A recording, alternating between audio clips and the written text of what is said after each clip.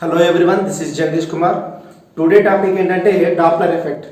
So టాపిక్లోకి వెళ్ళడానికంటే ముందు కొన్ని బేసిక్స్ని గుర్తు చేసుకుందాం. Okay, so first of all ఏంటంటే స్పీడ్కి ఫార్ములా ఏంటండి? Speed v is equal to distance by time.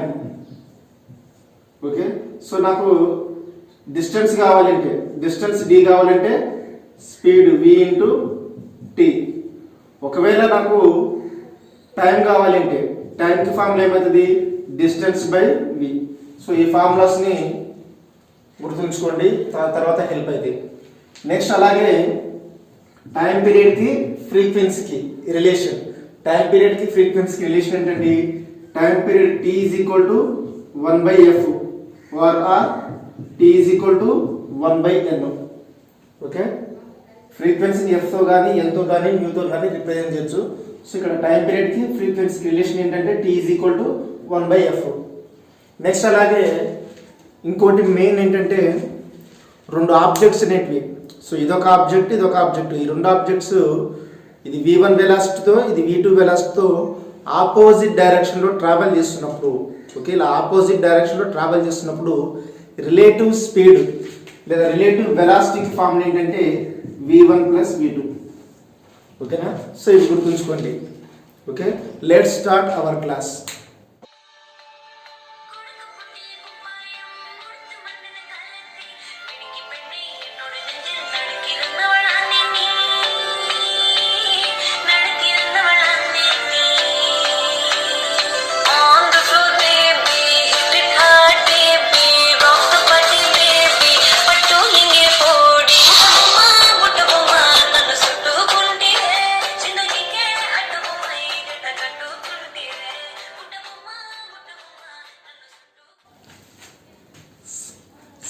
Song విన్నారా?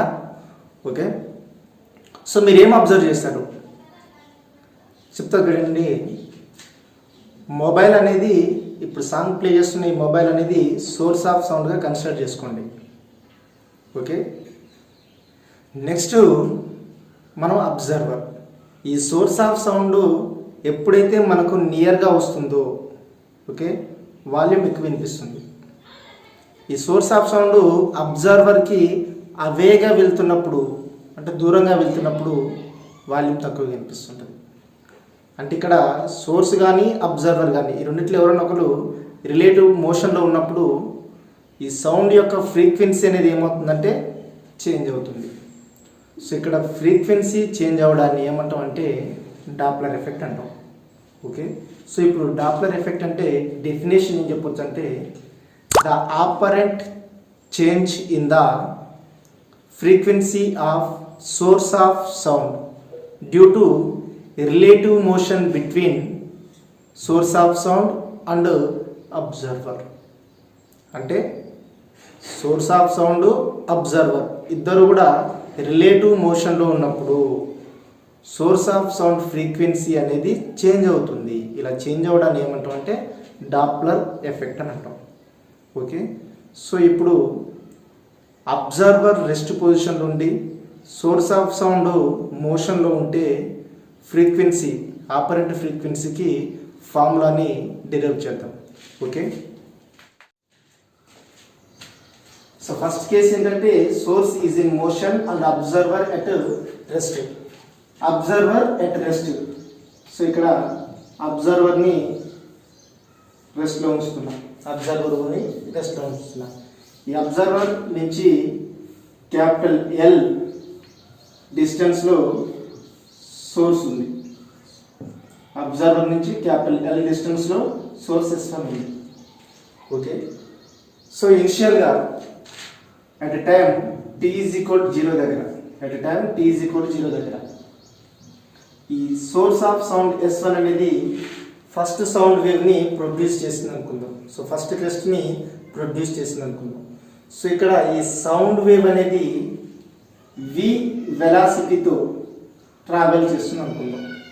ఈ సౌండ్ వేవ్ అనేది v వెలాసిటీతో ట్రావెల్ చేస్తుంది అనుకుందాం. సో ఇక్కడ ఈ సౌండ్ వేవ్ అనేది S1 నుంచి అబ్జర్వర్కి రీచ్ అవ్వాలి.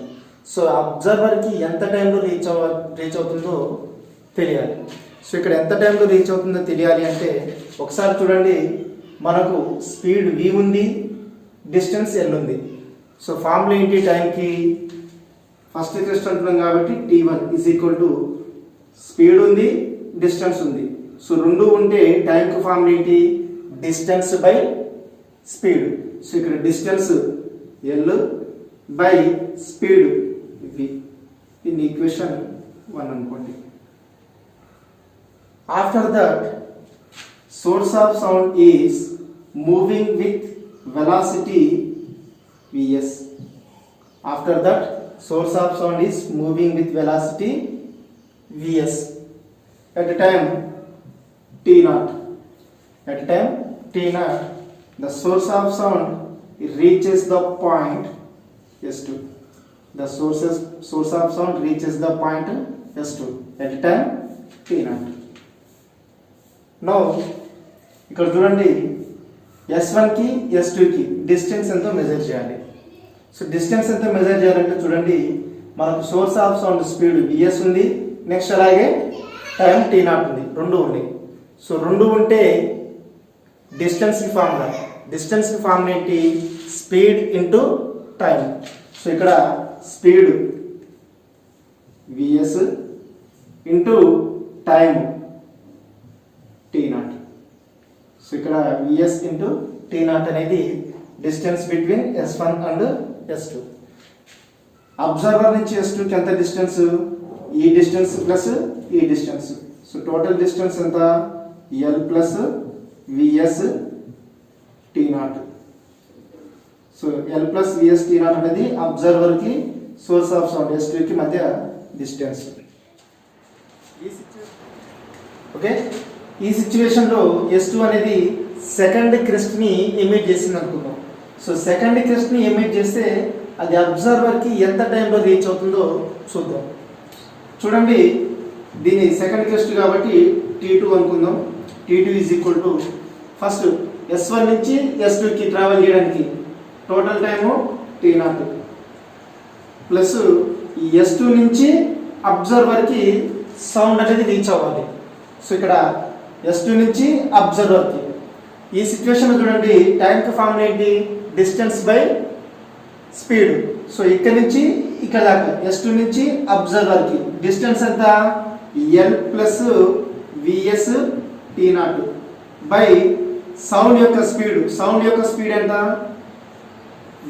సో దీని ఏమంటాం అంటే equation 2. Therefore time period t is equal to t2 minus t1. Time period t is equal to t2 minus t1. So t is equal to t2 t0 plus దీన్ని separate రాస్తున్నాండి. l plus vs t0 ని l by v plus vs t0 by v రాసుకుంటా. l by v plus vs t0 by v. జాగ్రత్త చూడండి, l plus vs t0 by v ని l by v plus vs t0 by v సపరేట్గా రాశారు. Minus t1 అంటే l by v. So ఇక్కడ l by v cancel. t is equal to t0 plus vs t0 by v. So రెండిట్లోనూ t0 common. t is equal to t0 common. 1 plus vs by v. Okay, LCM చూద్దాం. Okay, so ఇప్పుడు cross multiplication చేయండి. t is equal to t0 ఎంత? v plus vs by v. v plus vs by v. v plus vs by v. So ఇక్కడ v అనేది LCM. we know that t is equal to ఏంటి formula? 1 by n. అలాగే t0 అంటే ఏమవుతుంది? 1 by n0. So t is equal to 1 by n and t0 is equal to 1 by n0 ఇక్కడ substitute చేద్దాం. So చూడండి, 1 by n is equal to 1 by n0 v plus vs by v. Okay, cross multiplication చేద్దాం. So cross multiplication చేసి చూడండి, n0 into v by v plus vs. So ఇక్కడ cross multiplication చేసండి is equal to n. So ఇది apparent ఫ్రీక్వెన్సీకి formula. ఇక్కడ చూడండి situation ఏమైంది, సోర్స్ ఆఫ్ సౌండ్ అనేది అబ్జర్వర్ కి అవేగా వెళ్తుంది. సో అవేగా వెళ్తున్నప్పుడు ఈ సిచ్యువేషన్లో n లెస్ దెన్ n0 అంటే operant frequency is less than original frequency. n0 అనేది ఒరిజినల్ ఫ్రీక్వెన్సీ, n అనేది ఆపరెంట్ ఫ్రీక్వెన్సీ. ఈ సిచ్యువేషన్లో ఆపరెంట్ ఫ్రీక్వెన్సీ అనేది ఒరిజినల్ ఫ్రీక్వెన్సీ కంటే తక్కువగా ఉంటుంది. కాబట్టి మనకి సోర్స్ ఆఫ్ సౌండ్ మనకి అవేగా వెళ్తున్నప్పుడు తక్కువగా వినిపిస్తుంది. ఓకే, ఒకవేళ ఈ సోర్స్ ఆఫ్ సౌండ్ అబ్జర్వర్ని అప్రోచ్ అయితే ఈ సిచ్యువేషన్లో చూడండి విఎస్ని మైనస్ విఎస్గా రిప్రజెంట్ చేస్తాం. విఎస్ని మనం ఏం చేస్తామంటే మైనస్ విఎస్ తోటి రిప్రజెంట్ చేస్తాం.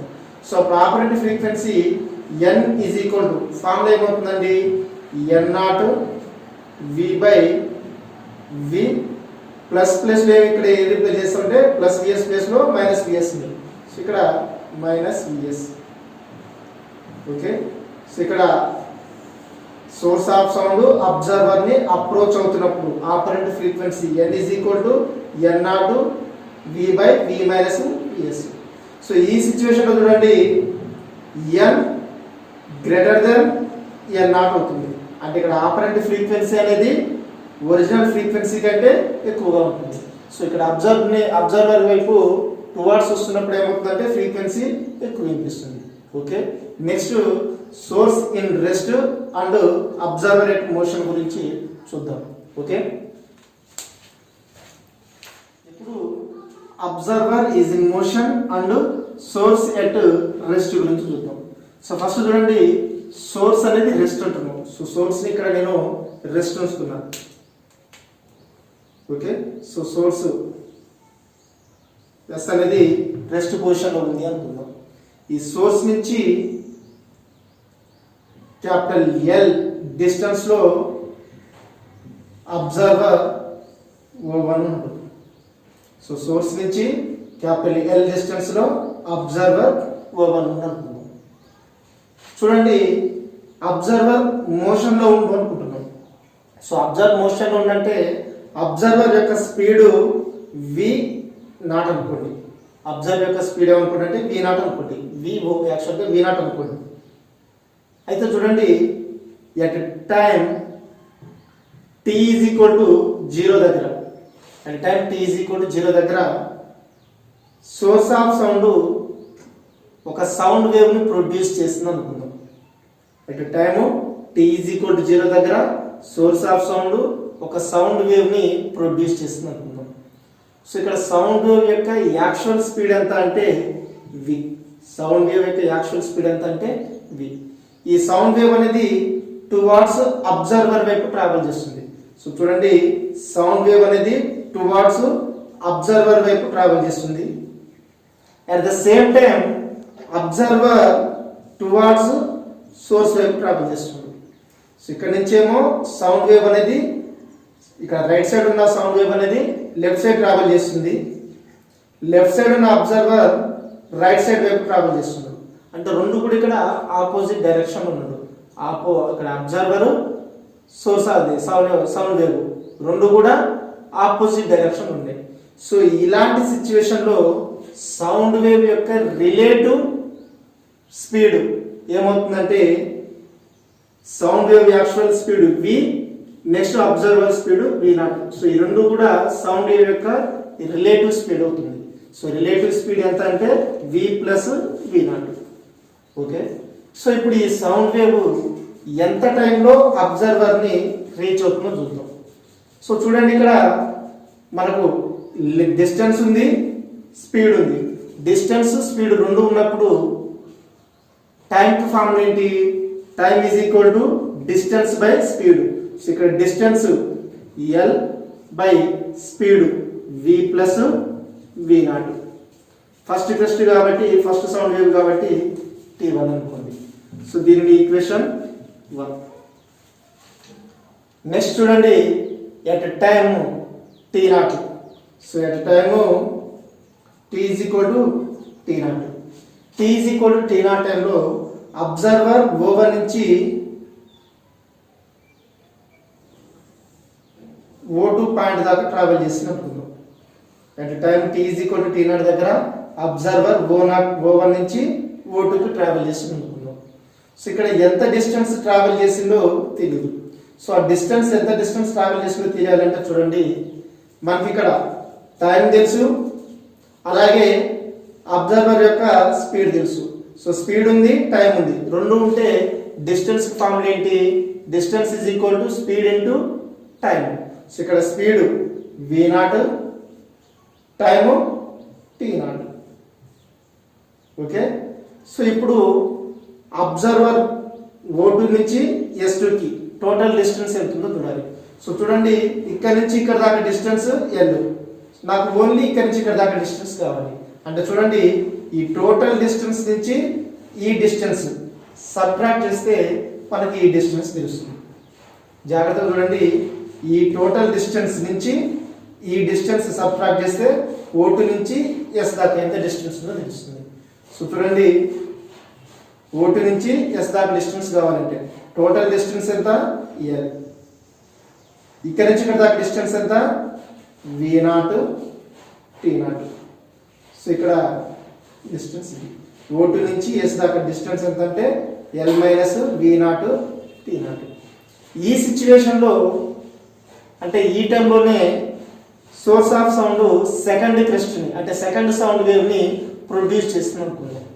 సో ఈ సెకండ్ సౌండ్ వేవ్ ఎంత టైంలో రీచ్ అవుతుందో చూద్దాం. సో సెకండ్ది కాబట్టి దాన్ని T2 అనుకుందాం. T2 is equal to first observer ఈ నుంచి ఇక్కడ దాకా ట్రావెల్ చేయడానికి టైం ఎంత? T0 ప్లస్ ఇప్పుడు అబ్జర్వర్కి సో సౌండ్ వేవ్ రీచ్ అవడానికి బట్టి టైం. సో ఇక్కడ నుంచి ఇక్కడ దాకా డిస్టెన్స్ ఎంత? L minus v0, t0 by speed. Speed అంటే రిలేటివ్ స్పీడ్. రిలేటివ్ స్పీడ్ ఏంటి? v plus v0. మరొకసారి జాగ్రత్తగా వినండి. Time T is equal to T0 దగ్గర సౌండ్ వేవ్ అనేది సెకండ్ క్రెస్ట్ ని ప్రొడ్యూస్ చేసింది. సో అంటే ఇక్కడ చూడండి, అది ఎంత టైంలో రీచ్ అవుతుందో తెలియాలి. సో ఆ సెకండ్ క్రెస్ట్ అన్న కాబట్టి T2. జాగ్రత్తగా చూడండి, ఇక్కడ నుంచి అబ్జర్వర్ ఇక్కడికి ట్రావెల్ చేయడానికి టైము T0 ప్లస్ సౌండ్ అనేది S నుంచి O2 దాకా రీచ్ అవ్వాలి. సో ఇక్కడ టైం కావాలంటే ఈ సిచ్యువేషన్ దగ్గర ఏంటి? డిస్టెన్స్ బై స్పీడ్ వస్తుంది. సో మరి ఇక్కడ ఈ రెండింటి మధ్య డిస్టెన్స్ ఎంత? L మైనస్ v0, t0 అనేది డిస్టెన్స్. టైం స్పీడ్ అంటేనేమో v plus v0. Okay, therefore time period చూద్దాం. Time period T is equal to T2 minus T1. So చూడండి, T is equal to T2 అంటే T0 ప్లస్. సో చూడండి, నేను దీన్ని separate రాస్తాను. L minus v0, t0 by v plus v0ని separate రాస్తున్నా. అంటే L by v plus v0 అనే ఒక term minus v0, t0 by v plus v0 అనేది ఇంకోటారు. ఓకే, నెక్స్ట్ మైనస్ కి మైనస్. T1 అంటే L by v plus v0. So L by v plus v0. So చూడండి, L by v plus v0, L by v plus v0 cancel. So T is equal to T0 minus v0, t0 by v plus v0. So రెండిట్లోనూ T0 common.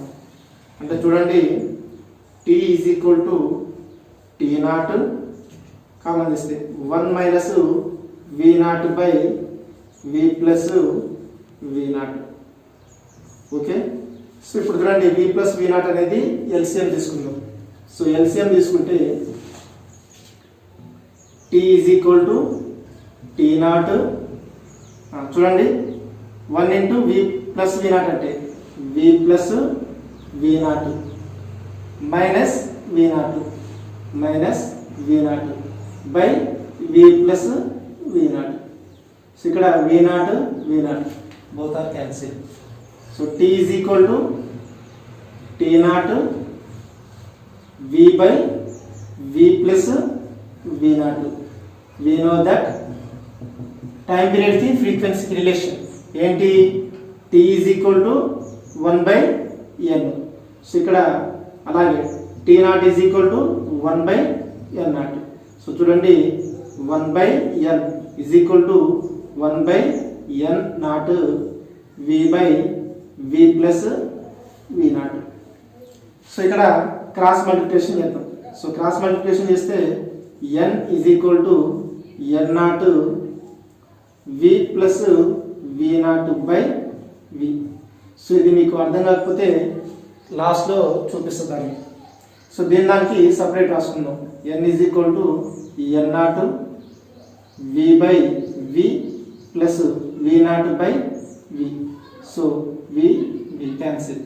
So n is equal to n0 1 plus v not by v. So ఈ సిచ్యువేషన్లో చూడండి, okay, ఈ situation చూడండి apparent frequency n value n0 value కంటే కూడా ఎక్కువ ఉంటుంది. సో ఈ సిచ్యువేషన్ ఏంటి? n గ్రేటర్ దెన్ n0 అంటే operant frequency is greater than the original frequency.